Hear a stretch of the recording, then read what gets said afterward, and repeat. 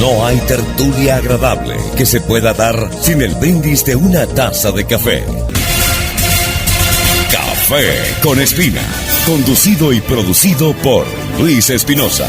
Ponga usted la taza, que nosotros le servimos el café, porque la espina la construye la libertad de expresión. De Chile, Maurín, una vez más agradeciéndote que estés con nosotros a través de Café con Espina. Le pedimos a todos los que nos escuchan que pueden suscribirse a nuestro canal Café con Espina en YouTube y bueno, darle a la campana para que estén atentos cada vez que estemos transmitiendo. Vamos a hacer extensiva la invitación a Maurín para que en la medida de sus facultades y capacidades pueda estar con nosotros e interactuar, porque creo que es muy interesante para todos los venezolanos alrededor del mundo conocer, ¿no? Y saber lo que está pasando, no solo no solo a los venezolanos en la diáspora, sino también la política, pues, de la latinoamericana.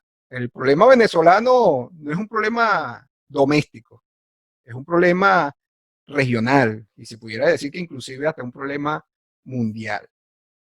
Por ejemplo, lo que está aconteciendo aquí en Estados Unidos. Ya hay ciertas informaciones, hay imágenes, hay videos de que las protestas ya no son nada más para exigir la justicia por la muerte de George Floyd, sino que, bueno, hay infiltrados, se han obtenido videos de personas pagando para que los agitadores hagan de lo suyo. Y todo esto nos lleva a la pregunta, ¿no? Y nos lleva a la reflexión. Trump tendrá que entender, creo que yo lo entendió, él lo ha entendido hace mucho tiempo, pero creo que esto lo puede llevar a impulsar a tomar una decisión mucho más rápida con respecto al foro de Sao Paulo, ¿no? Que es toda esta logia que incluye al kirchnerismo, al chavismo, al moralismo, refiriéndome a Evo Morales, y bueno, y a toda esta logia pues, existente, donde ahora están los iraníes, incluye la FARC, se incluye el ELN, bueno, se incluye el Hezbollah, y pare usted de contar. Y eso nos tiene que llevar a la siguiente reflexión de cuáles son los medios existentes para salir del chavismo. Ya, todo el mundo se hace esa pregunta, ¿cierto, Maurín? ¿Cuáles son los medios cuáles son las vías? Porque los medios son otra cosa, ¿no? ¿Cuáles son las opciones para salir del chavismo? Nosotros hemos hecho un estudio, un trabajo, y tenemos 4 formas en la que se puede salir del chavismo. La primera, por supuesto, la gran denominada intervención, que puede ser una intervención policial a través de la DEA, entendiendo todo este sistema narcoterrorista existente en Venezuela. Y que eso también lo lleva a que no es un tema nada más doméstico de Venezuela, es un tema nacional y por supuesto que preocupa al gran imperio como es Estados Unidos, el tema del narcotráfico y el tema del terrorismo, que pudiera llevar una intervención. ¿Qué dices tú a eso? Mira, yo creo que sí. Efectivamente, la intervención puede ser de muchas maneras, hasta una intervención tecnológica. En estos momentos ya tú no necesitas mandar soldados. Tú puedes mandar un droncito y hace desastre, ¿no? Pero fíjate, hay algo. Yo creo que en este momento siempre se ha dicho que la intervención o quienes más han sido contestes con ayudar a Venezuela en este tema y tener una posición mucho más frontal frente a Venezuela, y sobre todo por todos estos problemas como el narcotráfico, como la masiva inmigración hacia los Estados Unidos, ¿no? Inclusive los capitales venezolanos producto de estos manejos fraudulentos que han llegado a los Estados Unidos, ha sido justamente el gobierno de Donald Trump, porque si vemos un Obama era muy parco, muy guabina. Bueno, una de las cosas que se expresa de Barack Obama es que probablemente haya hecho un buen gobierno internamente, pero una pésima gestión en relación de exteriores, de política exterior. Claro, pero es que él era estaba con Dios y con el diablo, o sea, él, sabes, él manejaba todo muy diplomáticamente y todo el mundo contento con Obama, y ¿no? hasta comió con el diablo, porque, y hasta vio un juego con el diablo, con Raúl Castro en la propia Habana, fue al infierno. O Ujú. sea Sí, que, imagínate tú. o sea, Y, fue y salió, bastante. Y salió del lo infierno. querían, o sea, porque, oye, eso es un logro mayor, pero fíjate tú, entonces allí es donde tú ves que los Estados Unidos sí ha tenido una política bien frontal frente al problema venezolano. Ya digamos las declaraciones que sí que a través del gobierno de Donald Trump ha tenido, pero también con las sanciones, que a pesar de que la gente dice que las sanciones no sirven, señores, hay que entender algo, estas sanciones traen detrás una cola y esa cola también es la parte financiera, o sea, la posibilidad de que a través de esas sanciones ellos en los Estados Unidos y fuera de los Estados Unidos no solamente hagan un trabajo de inteligencia de seguir los capitales que se han fugado de Venezuela por vía de esta acción mafiosa, sino que también internamente hay que entender de que ellos tienen millones invertidos en los Estados Unidos. Y si ellos hacen este tipo de declaración y hacen este tipo de seguimiento, es porque evidentemente ellos no son tontos. O sea, los Estados Unidos no se van a meter en una posición de venir a hacer declaraciones de ese tipo para quedar como tontos. No, ellos tienen información privilegiada que de repente ni los medios ni los supuestos periodistas que están cercanos a las fuentes De la Casa americanas lo Blanca. saben. Sí, en la Casa Blanca y tú sabes. Supuestamente están cerca de la fuente de la Casa Blanca, ¿no? Sí, sí, y que todos los días, Tienen línea directa con la Casa Blanca. sí, es que Donald Trump los consulta a ellos cuando va a hacer las cosas, ¿no? Entonces ellos saben antes que Donald Trump lo Ahora, que una Donald Trump. pregunta, yo te quiero preguntar a ti como venezolana. ¿Tú crees que una intervención es posible? Porque a veces uno eh, se percata que hay personas que creen que eso puede ser imposible, que eso es una utopía, considerar una intervención, Primero llámese ya ha como se pasado, llame. en la historia ya ha sucedido, o sea, esto no es una cuestión No, nueva. pero en Lo que sí, Venezuela, yo quiero que tú me digas como venezolana, ¿tú crees que por eso es eso, posible? yo sí creo que es posible. Lo que pasa es que creo que el tiempo y también nosotros, a ver, nosotros no, digamos, el gobierno interino ha dado señales muy negativas al gobierno de Donald Trump en el sentido de ser un gobierno que sea coherente entre el discurso y la acción. Y esto ya lo hemos hablado tú y yo, de que ellos dicen una cosa, el gobierno de Guaidó dice una cosa, pero por detrás están haciendo otra. No vamos a negociar y estaban negociando. La ayuda entra sí o sí y no entró. Tenemos a un personaje nefasto del Cucutazo metido en el mismo problema de Silvercorp y vemos que el gobierno interino por su parte no hace ninguna acción para sancionar este tipo de conductas. Entonces ellos acusan al chavismo de ser corrupto, pero ellos tienen a los corruptos también metidos allí. Entonces, si tú estás dando una señal de que quieres un cambio, pero estás haciendo exactamente lo mismo de a quien quieres cambiar, discúlpame, yo soy Donald Trump y digo, ya va, un momentico, si estos dicen que estos son unos mafiosos, pues el gobierno de Guaidó conductas irregulares que han pasado y no ha sucedido nada que sea coherente con llegar a una justicia. Entonces, estamos clamando por justicia y le estamos pidiendo un tercero a los chavistas para poner otros iguales, ¿no? Entonces, ese doble discurso, esa doble moral, evidentemente, en este momento, o sea, si tú eres el gobierno de los Estados Unidos, oye, te quedas como mirando los toros desde la barrera. Eso por una parte. Por la otra, tenemos un gobierno de Guaidó que tiene los días contados. Ya vienen, por constitución, ya nos, bueno, digamos, el régimen va a hacer todo lo posible para que eso sea así, para que se cumplan las fechas y hayan elecciones. Entonces, si el gobierno de Guaidó lo ha hecho mal, tiene los días contados, oye, y yo también, por otro lado, Donald Trump tiene en Estados Unidos, tiene el problema ahorita de todas estas manifestaciones violentas que se están dando y tiene una reelección en puertas. Él se tiene que concentrar en lo que se tiene que concentrar, ¿no? Que es su gobierno, su reelección y por ahora creo las condiciones para que eso suceda. Creo que el Estados Unidos puede tener todas las intenciones de hacerlo, pero no hay condiciones, no hay liderazgo que sea, digamos, que tenga mínimas, digamos, estructura moral como para asumir un gobierno que sea distinto a lo que ahora tenemos. Entonces, en ese panorama, ¿es posible? Sí. ¿Es factible en este momento? No. No hay condiciones. Ahora, yo he dicho, y así como la intervención, la gente a veces, ¿me estás escuchando bien? ¿Te escucho? Sí. Ok, porque a veces se escucha con un pequeño retraso, ¿no? Uh-huh. Eh, yo pienso que la intervención inclusive debe ser estudiada en unas subdivisiones. Me explico. La intervención pudiera darse no solamente pensando en conquistar todo el país o recuperar todo el país. Puede dar una subdivisión entendiendo de que el país pudiera ser dividido. Eso es un tema que hay que tocarlo sin pena alguna, porque yo he hablado con muchos venezolanos y con personas que conocen del temas de sociología, lo difícil que puede ser reincorporar una Venezuela en la que existe.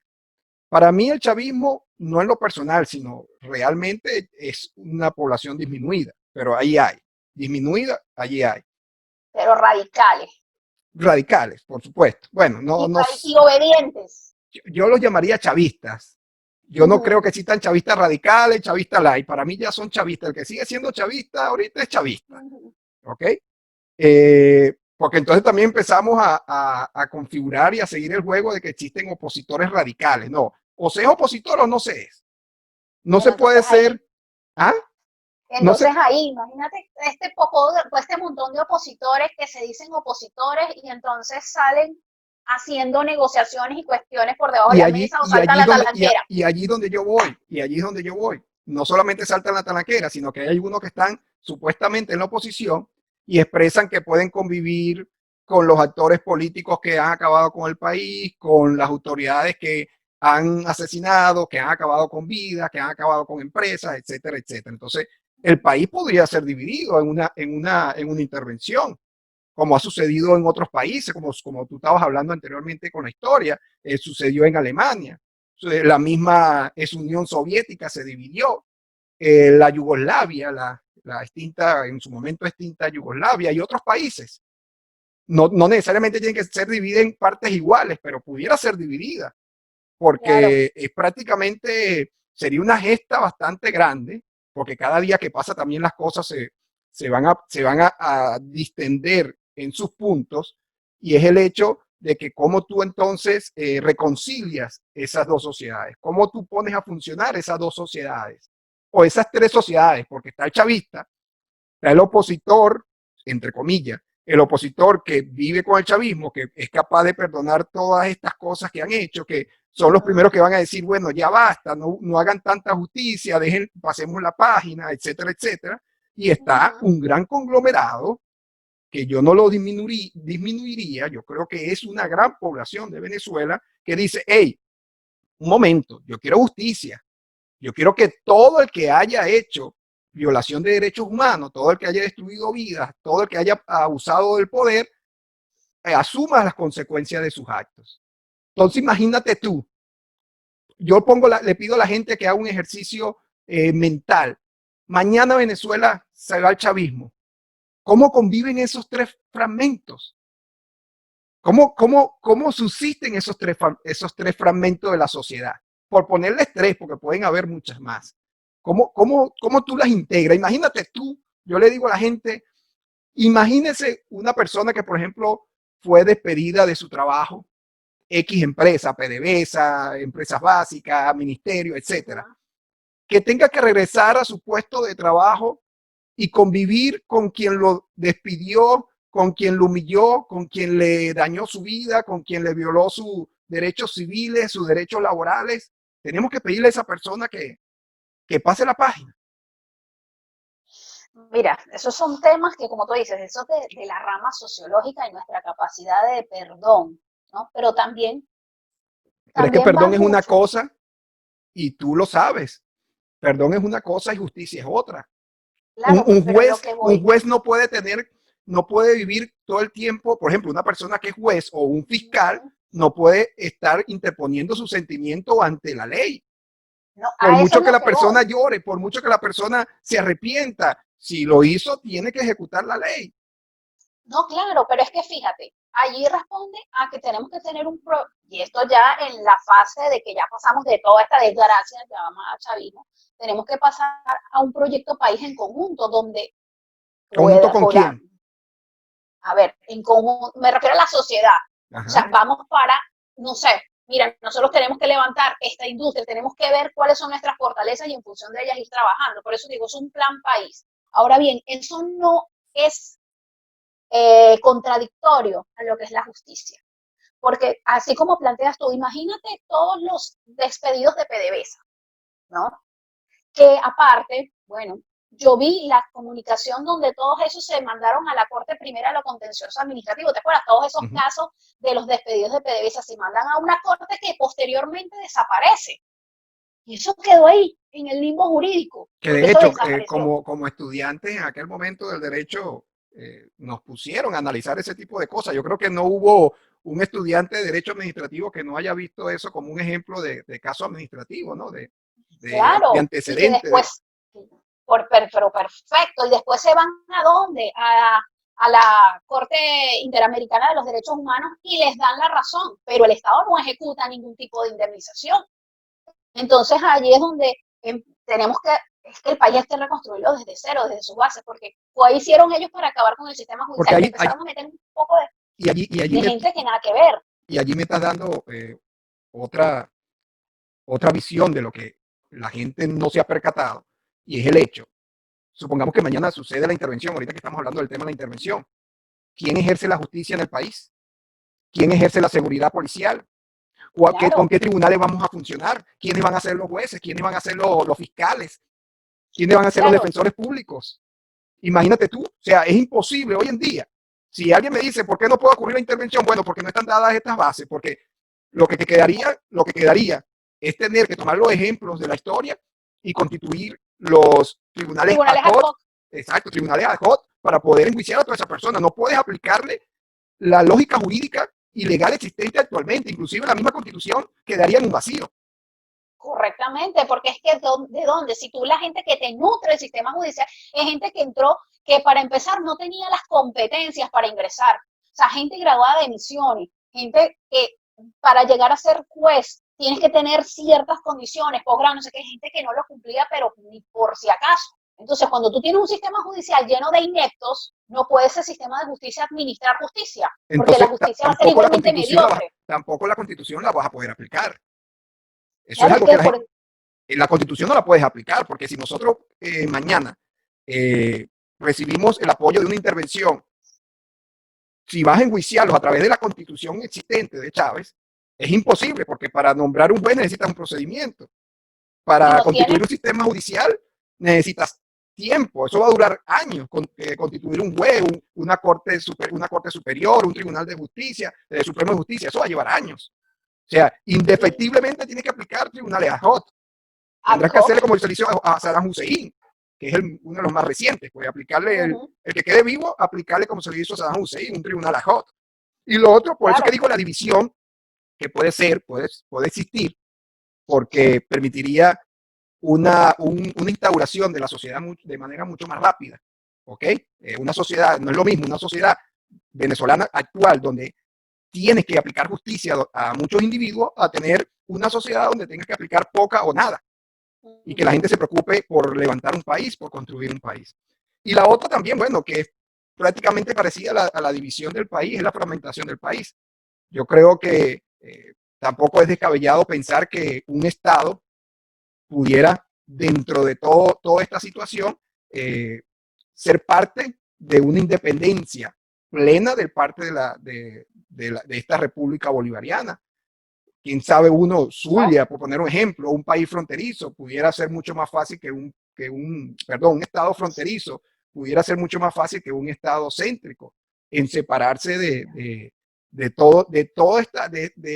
este colectivo de traficantes que dominan Venezuela. Claro, fíjate, ahorita nosotros estamos en la teoría, o sea, en los posibles escenarios, pero que no son escenarios descabellados. ¿Por qué? Porque si tú te vas cuando Guaidó toma posesión, cuando se proclama presidente interino y todo este tema, hubo mucha disidencia de parte de los militares, que muchos de ellos están en Colombia y que ha sido uno de los reclamos por la desatención a esta población que dio ese paso al frente a decir, ¿sabes qué? No quiero más de este régimen y esta forma de nosotros ejercer la autoridad, ¿ok? Entonces, si tú me dices si es posible una fragmentación, sí, porque tenemos gente que está preparada en artes y ciencias militares para poder realizarlo. Ahora bien, su capacidad tal vez técnica, económica, puede ser muy reducida porque fue gente que salió literalmente con lo que tenía puesto encima, ¿no? Pero son posibilidades, ¿no? Y posibilidades factibles porque tenemos la gente para eso y la tenemos súper cerca. Y eso nos O sea, lleva, nosotros, a la segunda opción, que no es otra que el alzamiento. Me estás hablando de los militares, me estás hablando, creo que tendríamos que nada más limitarnos a los militares en un principio, porque son los que pudieran tener las armas capaces para dominar o no solo dominar, sino poner de baja y controlar el poder que tiene el régimen, que es otra cosa que el alzamiento militar, pero el alzamiento militar, yo creo que hay gente que cree más en el alzamiento militar que la intervención. sí, efectivamente, claro, porque son los que están pasando las penurias allá adentro y son los que, como quien dice, les duele más su familia, les duele más todas las cosas. Ahora bien, ¿hasta qué punto alguno de estos militares que tenga cierto tipo que pudiera capitalizar este descontento dentro de las filas militares lo puede hacer? Yo veo más Nosotros, difícil un alzamiento militar que una intervención. yo lo veo, ¿sabes por qué? Porque hay mucho infiltrado, ¿no? Hay mucho infiltrado y también hay algo, que eso no se puede dejar de decir, que es que también están todos están, bueno, sucios por algún lado, Y ¿no? que, el Porque que no, y que muchos también ven en la carrera militar una forma de hacer riqueza, más allá de cumplir claro, una función de defensa. claro, y muchos de ellos, de los que digamos son saben que va contra un sistema que de por sí lo que quiere es que tú, para lograr lealtades, entonces muchos de ellos se dieron de baja, salieron como fuera de las filas militares. Entonces eso te hace que el cúmulo de gente que tenga esa capacidad de poder hacer un alzamiento sea mucho menor. No lo niego que hayan, siempre, o Siempre sea, hay, por más siempre, oscuridad que exacto. haya, siempre hay una Debe luz. haber una pequeña luz, pero esa luz debe ser bastante controlada, como tú dices. Debe estar como la electricidad en Venezuela, se la cortan, se va, viene. Debe estar Horrible. sumamente. Claro, pero donde abunda el pecado también abunda la gracia. Debe haber alguno que tenga el corazón más decente que los otros para que pueda llegar a eso. Pero no es descartable, o sea, son opciones que están sobre la mesa que pueden darse. ¿Por qué? Ahora, Porque, mira, y la sí, implosión, mira que ahorita es un gran momento para la gente. La gente ha hablado de la implosión social, que bueno, hay una frase que la gente utiliza mucho, que cuando los cerros bajen, que cuando la gente se arremete contra todo, para no decir la otra palabra, la implosión, ¿cómo la ves tú? mira, sabes que en estos días, como a las 2 de la mañana, me llega como un mensaje, ¿no? De una persona de Pitari. A las 2:30 de la mañana llegó a la falda del cerro, llegó el agua. Y la gente a las 2 de la mañana estaba bajando cerro con los bidones, con todos los tobitos, tobo, lo que fuera, peroles, a buscar agua abajo para subirla. 2 de la mañana. Y la gente en ese momento estaba muy molesta. ¿Por qué? Porque tenían meses sin agua, les llega el agua, pero llega abajo, porque no llega con presión. Claro, Obviamente, todo claro, este tema de que no hay de la falla de los mantenimiento del sistemas y sistema, todo. obviamente no llega, ¿no? Y más que tú sabes que en esos cerros es muy precaria el sistema, porque todo es artesanal, hecho por ellos mismos. Ahora, Entonces, claro, ahí es donde dice, oye, ¿cabe la posibilidad? Sí, sí ¿y cabe qué la se posibilidad. necesita? ¿Qué es lo que crees que se necesita para una implosión social? ¿Qué se necesita? Que la gente pase más penuria todavía. ¿Tú O sea crees? que yo creo Yo que creo, sí. no, yo creo que, porque ojo, siempre se puede estar peor.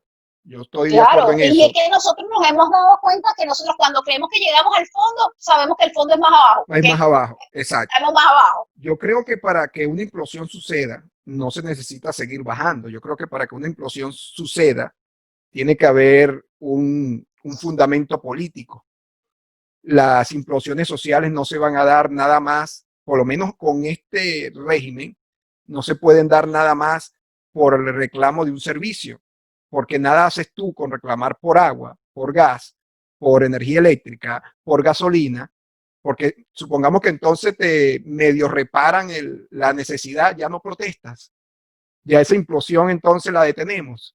La implosión se va a dar siempre y cuando sea para pedir la salida, no, pedir no, para tumbar el régimen, pero tiene que haber un liderazgo individual, colectivo, que la gente crea confiable y que tenga un fundamento político. Y Claro, por pero eso es que que te digo, cuando tú ves un Guaidó que no resuelve ningún problema de la sociedad y está totalmente desconectado, porque él yo no no le va a ser echaría la culpa, yo no le echaría la culpa a Guaidó de la solución de los problemas.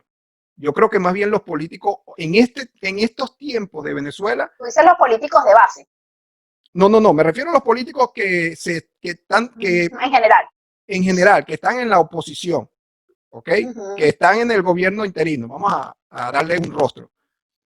Más bien, yo veo que están desfasados cuando empiezan a hablar de las necesidades de la población. Ya eso todo el mundo lo sabe. La gente todo el mundo tiene que estar diciéndole, parecen más periodistas que políticos, dando anuncios de qué es lo que sucedió, que cuál es la falta. Haciendo diagnóstico. Ajá. Yo creo que un político hoy en día lo que tiene que estar enfocado es cómo derribar el régimen. Con qué cuento, con quiénes cuento, cuáles son las herramientas, cuál es el momento, cuál es la gente que nos sigue. Pero Yo creo que eso es lo que fíjate tú, necesitan. Pero fíjate tú, es que ellos han perdido los momentos, los han perdido. O sea, fíjate tú qué pasaba, por ejemplo, en el mercado inmobiliario en Venezuela antes de Guaidó. Los inmuebles estaban a precios súper económicos en comparación, digamos, cuando uno compara un inmueble en otro país del mundo con lo que ahorita está costando un inmueble en Venezuela. Cuando Guaidó gana, empezaron a subir todos los inmuebles, pero una cosa impresionante, la gente tuvo la esperanza, él tuvo su momento. Si la gente pensó en regresar. La gente empezó a regresar y empezaron a salir del mercado inmobiliario los inmuebles. Pensó, ¿cuánto duró eso? Eso duró escasamente 2 meses. Entonces, el momentum volvió a bajar. Eso por una parte. Por la otra, cuando tú como ciudadano, ¿no? Entiendes de que el gobierno no te da la solución a ningún problema. O sea, el gobierno ya tú estás mentalizado, no sirve.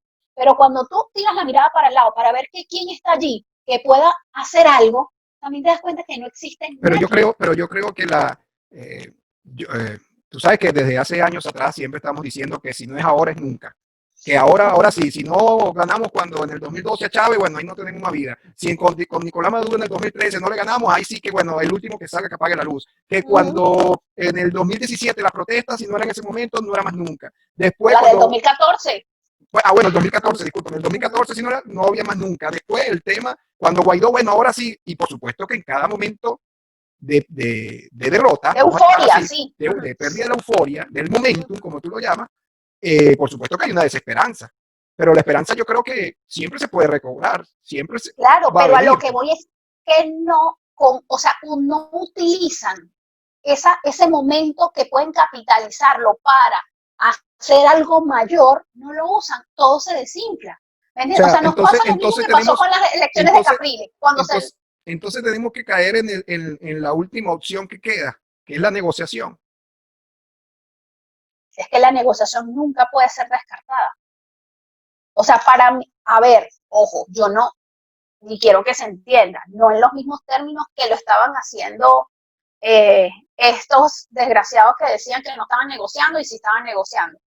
¿Por qué digo la negociación? Porque en cualquier momento, cuando se ve alguno de ellos muy cercado, pero es que va a querer negociar. Exacto. Para que exista una negociación, tiene que haber una verdadera presión. La persona con la que vas a negociar tiene que sentir que algo puede perder. Tú no te vas a sentar a negociar con Nicolás Maduro si él se siente fortalecido, si siente que no tiene que ceder en nada. Claro, que eso ha sido lo que ha pasado ahorita con todos estos diálogos, que le han dado tanto oxígeno que el tipo está tranquilo. O sea, a pesar de que uno puede decir, no, sí, ahora sí, no, ellos están tranquilos. Es verdad que las sanciones han hecho su mella, que Cilia Flores en estos momentos también sea una sancionada, que sea este otro de los petrodólares, petrocripto, no sé, que no sé ni cómo se llama esa cuestión que ellos inventaron, también sea otro sancionado. Eso genera igual pero esa negociación, no, yo estoy convencido que también. Pero para que suelten el yoyo y digan de todo, o sea, y echen el cuento completo, o sea, que canten mejor que Pavarotti. Para eso tienen que, si van a negociar es porque ellos realmente van a dar información privilegiada que sirva para lograr capturar al resto, si no, olvídalo. Aunque Y no es que yo estoy convencido de que el régimen salen o con los pies por delante o con las manos atrás, ¿no? Yo creo que no hay otra, porque esta negociación pueden dar pies para que se coordine una renuncia, es parte del tema de una negociación, sí, o el tema de unas elecciones donde le den mínimas garantías, porque no te van a dar ni medianas ni todas las garantías para ir a unas elecciones. pero es que mira, sería muy inocente que todavía ¿Tú se crees que es piense que inocencia? nosotros, bueno, inocencia no, yo creo que es acomodaticio, una postura de elecciones en estos momentos. Cuando tú tienes un CNE completamente tomado por ellos, donde tú Pero ni siquiera sabes cuál es. ojo, yo tengo información que esta semana hubo reuniones de primera justicia en varios estados de Venezuela en que estaban discutiendo, estaban consultando a sus miembros si iban o no a las elecciones que se están pautando, que ya están cuadrando para ir a la Asamblea Nacional, para elegir a la nueva Asamblea Nacional. Estaban discutiendo en el seno de muchos estados del país, del Partido Primero Justicia, que es lo que tengo yo información, no tengo información de otros partidos, que estaban discutiendo si contaban o no con el apoyo de sus miembros para ir a unas elecciones parlamentarias. Claro, legitimando más un régimen si vas a elecciones parlamentarias, pero por otro lado tienes la jugada que hicieron ellos en el 2005, que fue que se fueron todos y todos para la casa y dejamos la Asamblea Nacional solita, ¿te acuerdas?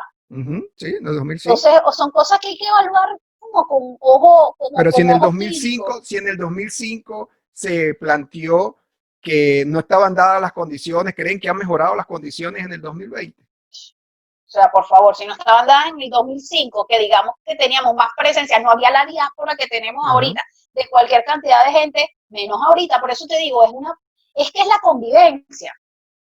Esto es una simbiosis aquí de ellos, con chavistas y opositores, los pseudo opositores, porque lo que una vez en uno de tus programas decías tú, los que realmente no están sucios por esta política, no están que no tienen este diálogo con el chavismo y que no quieren convivir son muy pocos y no hacen ruido y no atraen gente y no tienen el capital para poder mover masas. O sea, de verdad que estamos en una situación supremamente complicada. Por eso es que yo creo que nosotros, como rehenes de esta situación, nosotros no podemos dirimir la controversia entre nosotros. Tiene que venir un tercero, porque realmente no tenemos capacidad, no tenemos liderazgo, no tenemos, o sea, no tenemos institucionalidad. Entonces, ¿cómo nosotros mismos nos podemos dar a la tarea de decir, sí, perfecto, nosotros o nos organizamos, no tenemos capacidad de organización? Todas esas instituciones de base fueron destruidas y la sociedad civil, como puede, lo que está haciendo es resolviendo los problemas del día a día. El hambre para los niños y los ancianos, que es lo que están haciendo en las barriadas, que eso es lo que están haciendo, y recogiendo una que otra medicina para ayudar. Y estas cuestiones GoFundMe, los de internet, exacto, la gente recogiendo plata porque, bueno, la gente resulta con una enfermedad y no tiene cómo resolver. Entonces, es una situación muy complicada. Por eso te digo, sí creo que la negociación, pero tienen que haber medidas todavía mucho más fuertes que las que se han implementado hasta ahora. Y creo que si el gobierno de los Estados Unidos ha realizado hasta donde lo ha hecho en este momento es porque tiene las pruebas en la mano. O sea, si los tipos lo están haciendo es porque tienen todas las pruebas para poder acusar con propiedad y que no se les caiga el juicio, como pasó con los dos sobrinos de Cilia Flores, que no se les cayera el juicio, porque igual, independientemente hay instituciones o hay una institucionalidad en los Estados Unidos contra la cual ellos no pueden, digamos, ir como al estilo Chávez de que me metes esa juez presa. ¿Por qué? Porque ella echó para afuera al fulano del banco, que es la jueza Fury, ¿no? Y como tanto que ha sucedido, que desde a los presidentes los mandaban a meter presos. O sea, eso no es Estados Unidos. Ya para concluir, yo creo que inclusive para que se puedan dar las opciones que están sobre la mesa, yo creo que el detonante de todas las otras tres tiene que dar, con una sea la detonación de las otras tres.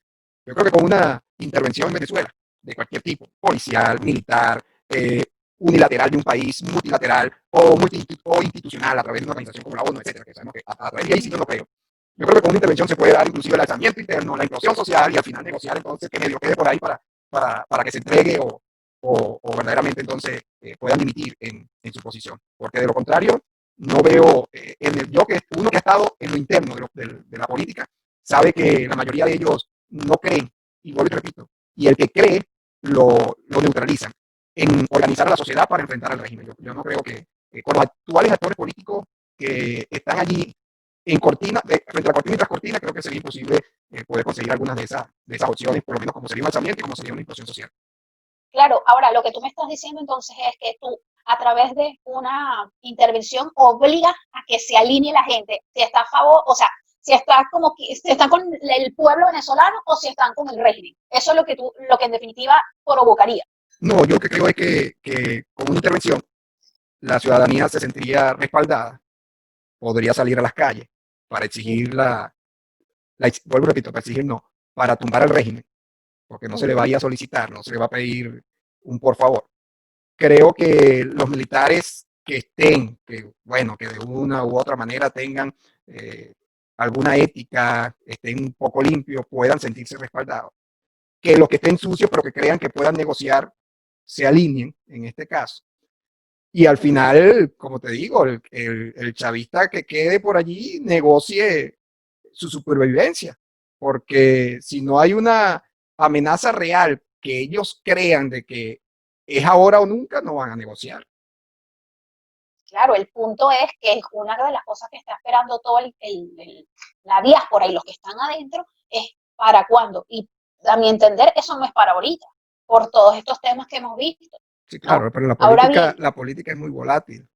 Ve cómo está Donald Trump ahora viviendo situaciones cuando hace 3 meses, 4 meses atrás se sentía en un campo de acción dominado por él. Ahora, nada quita que también saque provecho político a todo esto que está sucediendo. Todo depende de las actuaciones, de las decisiones.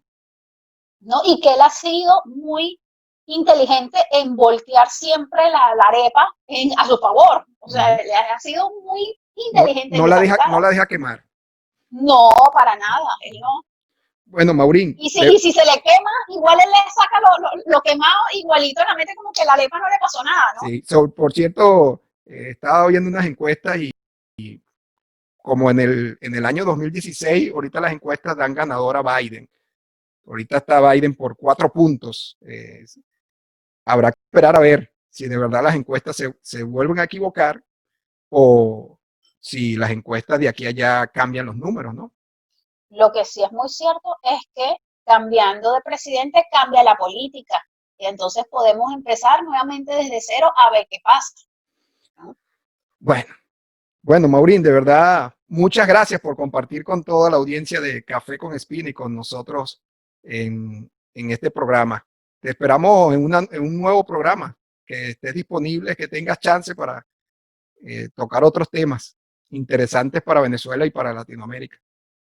Bueno, muchísimas gracias y bueno, estamos aquí en contacto tratando de ver qué pasa en la bolita del mundo, pero también metiendo la espina en cada una de esas situaciones y dándole a la gente también la oportunidad de acompañarnos a través de las redes sociales. Así que bueno, agradecida. Muchas gracias, Maurín. Un abrazo. Bueno, igual, chao.